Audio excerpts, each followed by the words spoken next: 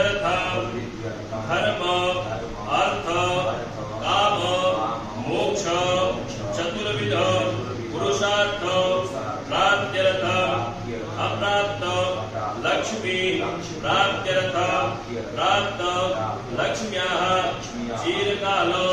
संरक्षणार्थं ऐश्वर्य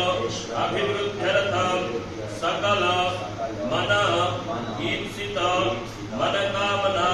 धन कामना आरोग्य कामना सिद्ध्यर्थं सभायां राजद्वारे लोके सर्वत्र यशो विजय लाभादि कीर्ति प्राप्त्यर्थं इह जन्मनि जन्मान्तरे सकल दुरित पाप उप शमनार्थं मम सभार्यस्य सपुत्रस्य सबान्धवस्य अखिल कुटुम्ब सहितस्य सपासु समस्त भय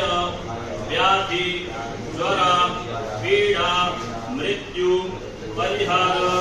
द्वारा आयु आरोग्य ऐश्वर्य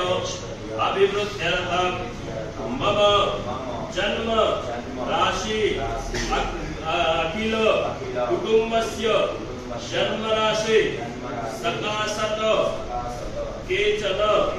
विरुद्ध चतुर्थ अष्टम द्वादश स्थाने स्थितवत क्रूरग्रह तैः सूचितं सूचयिष्य मानञ्च